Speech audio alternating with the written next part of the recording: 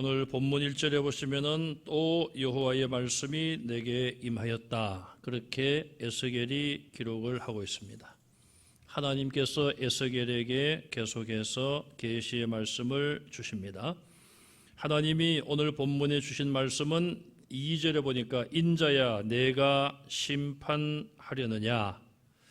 에스겔을 인자로 부르면서 네가 심판하겠느냐. 사람이 심판을 할 수가 없는데 왜 이런 질문을 하실까요? 이 말씀은 선지자 에스겔이 자기 나라를 현재 볼 때에 너무 부패했기 때문에 심판받아야 마땅하다, 그렇게 생각을 하고 있다는 사실이죠. 그만큼 나라가 극심하게 부패했다는 뜻입니다. 그러면은 누구를 심판합니까? 이 피 흘린 성읍을 심판하려느냐? 성읍을 피 흘린 성읍이라 그렇게 말하고 있어요. 여기 성읍을 말하는데 이건 예루살렘 성을 의미한다고 볼 수 있겠죠. 예루살렘을 말하는 것은 이스라엘 전체를 의미하는 것입니다. 에스겔 선지자가 예루살렘 주민들을 바라볼 때에 마땅히 심판받을 수밖에 없다, 그런 생각을 할 수밖에 없다는 현실입니다. 에스겔아 네가 심판을 하려거든 먼저 그들이 행한 모든 가증한 일을 그들이 알게 하라, 그렇게 말씀을 하고 있어요. 우리말에 그런 말이 있죠. 옛날에 보면은 사또가 이제 죄를 지은 사람을 불러내놓고 형틀에다가 묶어놓고 내 죄를 내가 알렸다. 그러면은 아이고 사또나리 제가 죽을 죄를 졌습니다. 한 번만 용서해 주십시오. 그러면은 어떻게 합니까? 여봐라, 곤장 3대만 때리고 풀어주라. 그렇게 죄에 따라서는 가벼운 죄 같으면 그렇게 할 수 있어요. 그런데 어떤 사람은 바둥바둥 자기 죄를 시인하지 않고 부인할 수 있겠죠. 그러면은 자기 죄를 시인할 때까지 매우 쳐라, 그렇게 사또가 명령을 내리기도 합니다. 자, 심판, 법적으로 말하면, 세상의 법적으로 말하면 재판이죠. 재판받는 사람이 판결을 받고 선고를 받는데 그때는 그 사람이 무슨 죄로 인하여 그런 벌을 받아야 마땅한지 그 판결문을 분명하게 기록을 하여 읽게 하죠.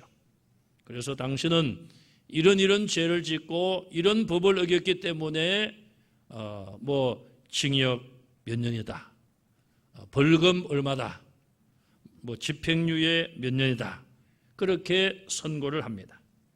만약에 분명한 죄목이 없이 죄에 대한 분명한 증거라든지 그런 것이 없이 선고를 당한다면 그것은 부당한 것이죠. 그 사람이 확실하게 지은 죄도 없는데 벌을 준다는 것은 잘못된 거예요. 하나님께서는 에스겔을 통하여서 네가 이 성읍을 심판하고 싶으냐? 그럼 저들로 하여금 먼저 저들의 죄를 알게 하라, 그렇게 말씀을 하고 있어요. 결국 이 말씀은 하나님께서 하시고 싶은 말씀은 무엇입니까? 지금 하나님께서 그들을 심판하시기 전에 에스겔을 통하여서 그들의 죄목이 무엇인지를 말씀하고 에스겔이 그것을 이스라엘 주민들에게 알리는 것, 이것이 하나님이 하시고자 하는 뜻입니다. 오늘 본문에 보시면은 예루살렘이 하나님의 심판을 피할 수 없는 가증한 일을 행했다, 그렇게 말씀을 하고 있어요. 예루살렘의 가증한 일을 오늘 본문에 보면은 크게 2가지를 지적을 했습니다. 첫째는 살인죄입니다. 자, 살인죄는 사람이 사람에게 짓는 죄지요. 하나님이 주신 생명체를 인간이 자기 마음대로 여러 가지 방법을 써서 하나님이 주신 생명을 인간의 뜻대로 없애는 것, 생명을 죽이는 것, 그것이 살인죄지요. 하나님께서는 이미 모세를 통하여 살인하지 말라 그렇게 계명으로 못 박아 명령하셨어요. 제6계명으로 주셨죠. 살인하지 말라. 이 살인의 역사를 우리가 성경에서 보면은 가인이 아벨을 자기 동생을 쳐 죽인 첫 번 살인자로 창세기에 나타나 있습니다. 이처럼 살인죄는 역사가 매우 깊어요.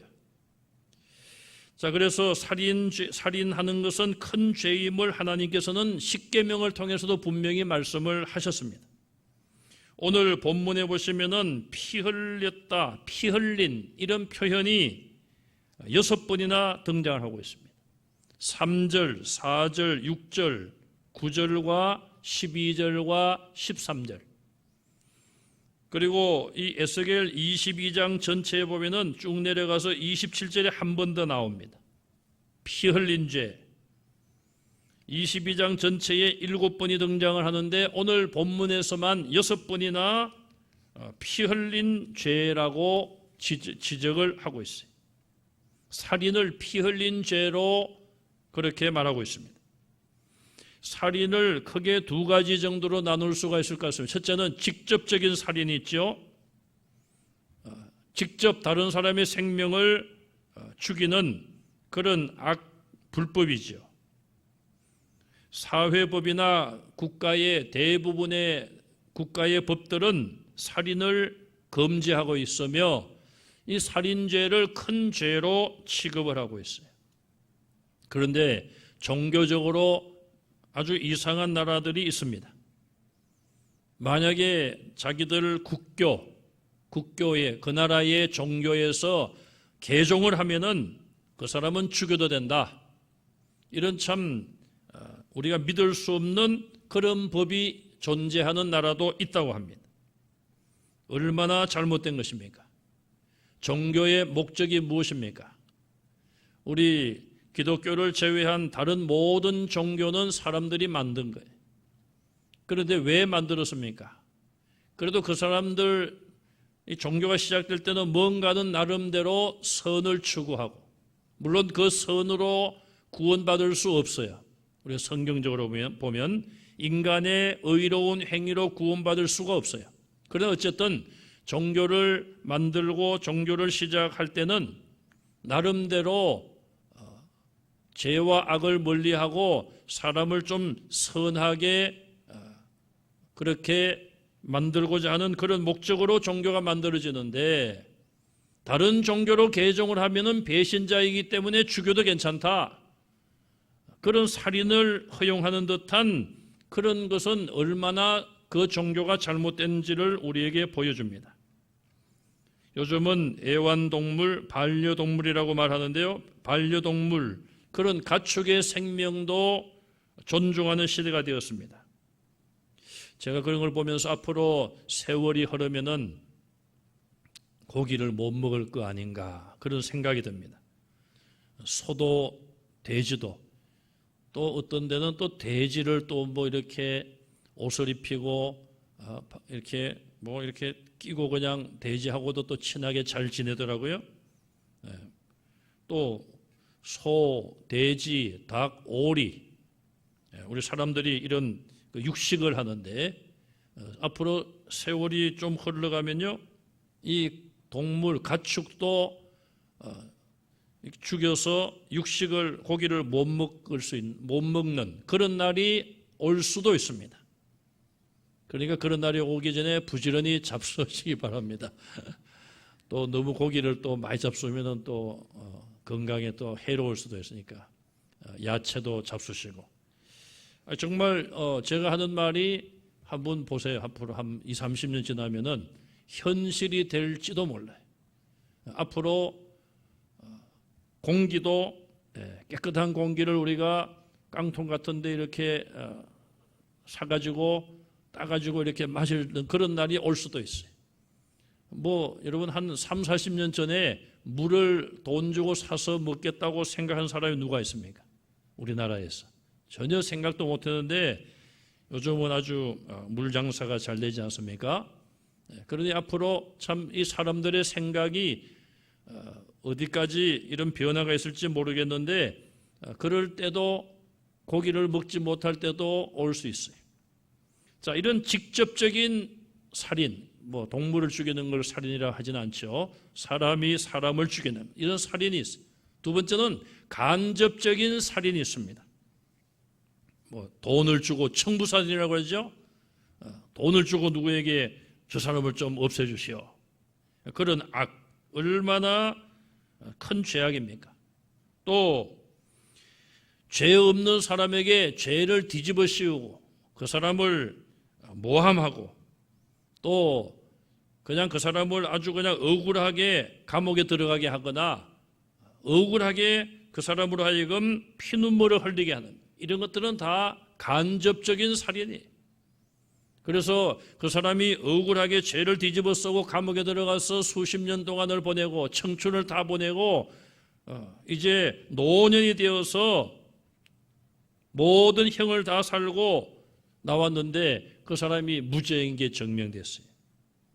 여러분 그 사람의 일생을 그 사람의 젊은 그 삶을 무엇으로 보상하겠습니까? 돈으로 보상이 되겠습니까? 어쨌든 간접적인 살인도 이 사회에는 있을 수가 있습니다. 대부분 당하는 자들은 가난한 자, 권력이 없는 자, 그런 자들이 당하고 있어요. 예루살렘은 겉으로 보면 아주 거룩한 도시였습니다. 예루살렘 성전이 자리 잡고 있습니다. 이스라엘 백성들이 절기 때가 되면은 온 사방에서 몰려들어서 하나님께 제사를 드려요.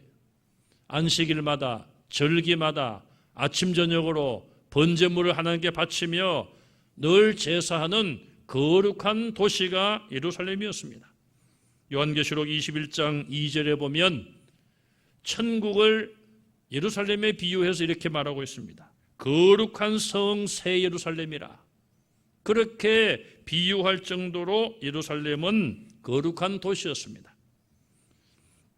그러나 겉은 거룩했지만은 그 속은 하나님이 보실 때에 그 성에 살고 있던 주민들의 마음을 보면 너무나도 죄로 인하여 부패되어 있었다는 것이죠.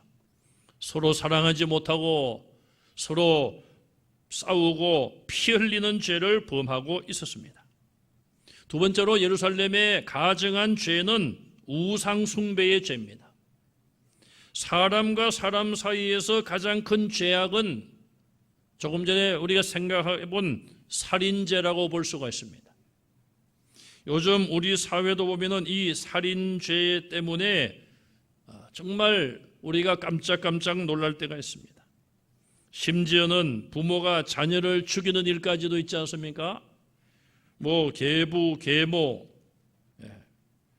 심지어는 친부모까지도 자녀를 죽이는 경우가 없지 않아 있습니다. 정말 무서운 세상이다. 그렇게 우리가 볼 수 있어요.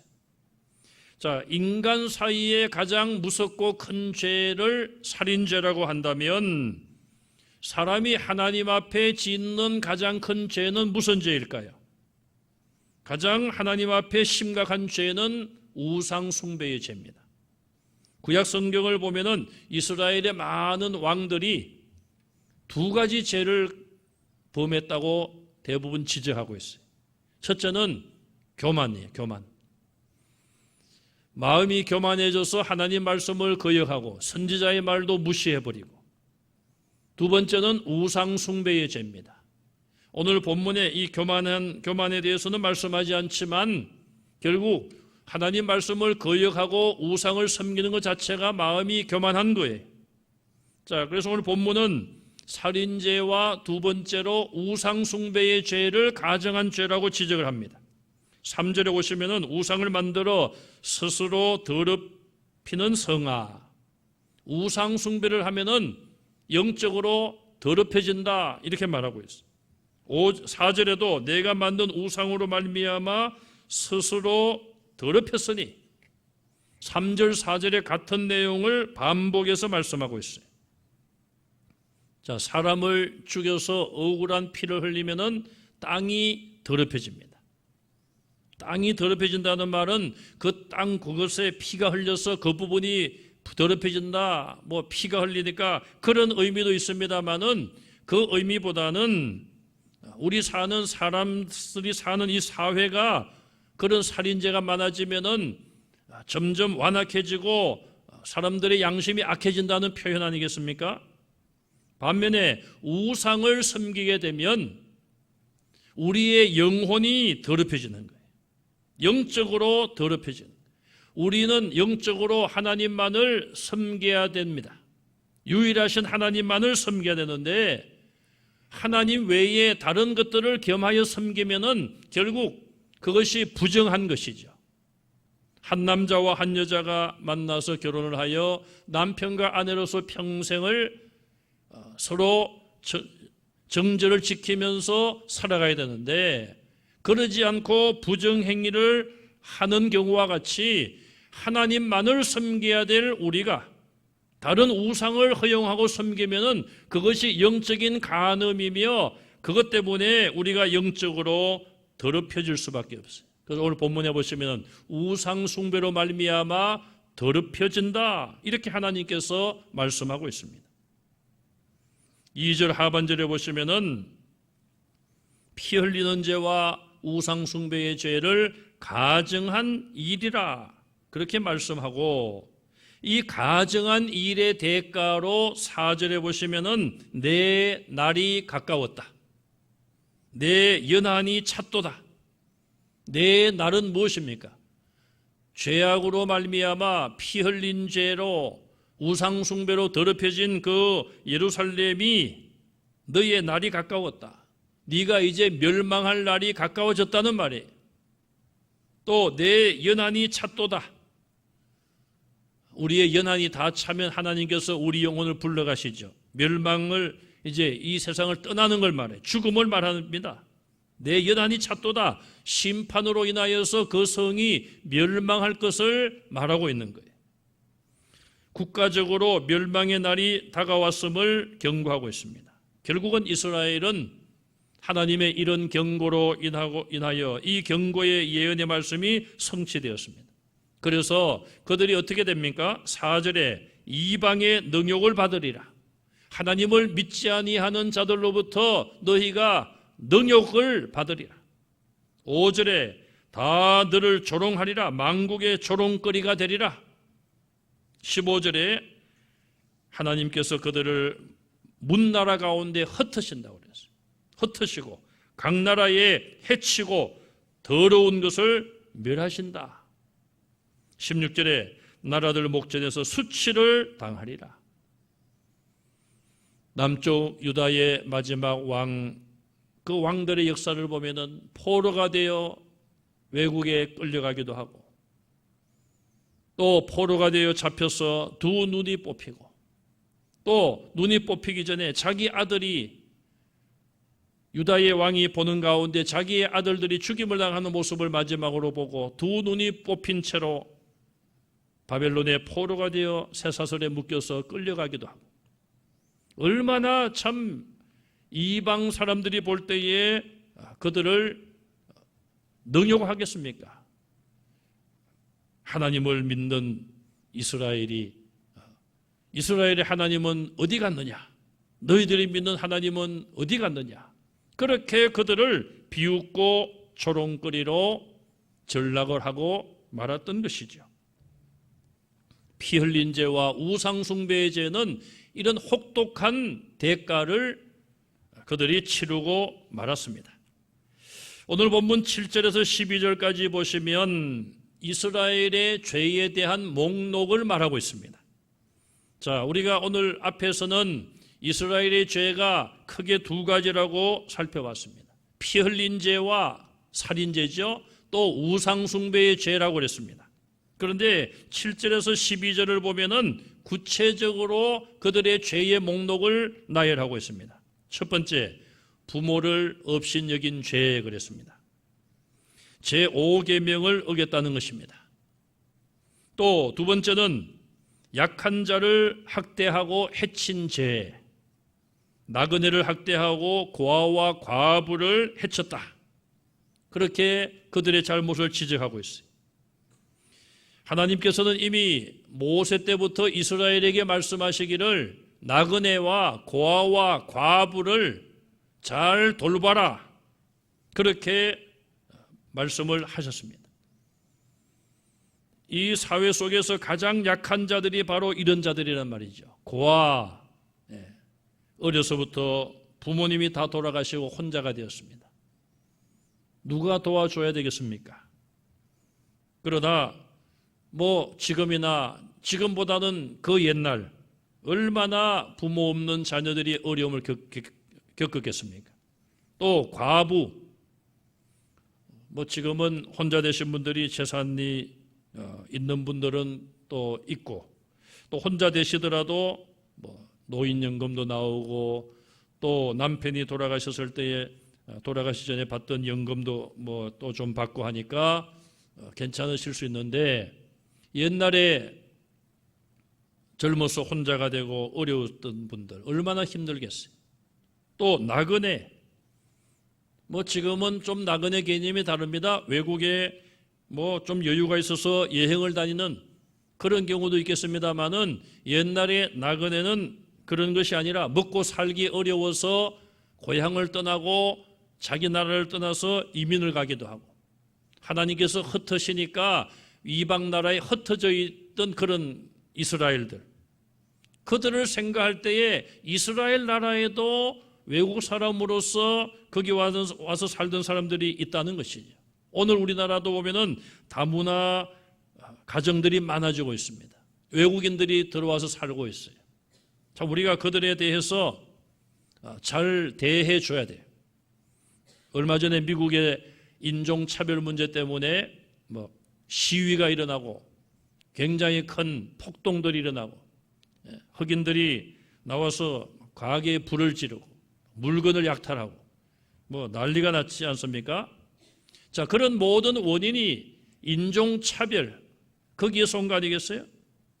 나그네를 학대하지 말라, 나그네를 도와주라는 것이죠. 약한 자니까 도와줘야 되는데, 그 나그네를 학대하는 이런 죄를 유대인들이 범한 거예요. 세 번째, 하나님께 예배와 관련된 죄를 지적했습니다.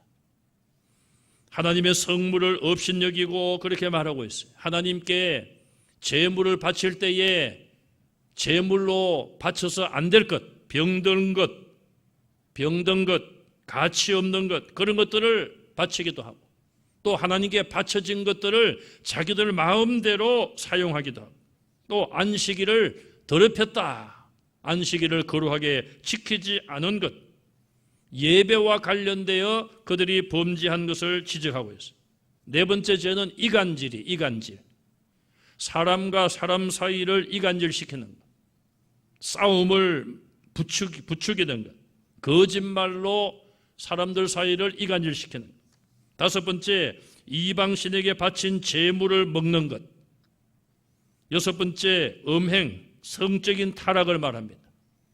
가족 안에서 건친상간의 죄를 짓기도 하고, 가정 밖에서 다른 남자의 아내와 간음죄를 짓기도 하고, 제7계명 간음하지 말라는 하나님의 명령을 어긴 것을 지적하고 있습니다.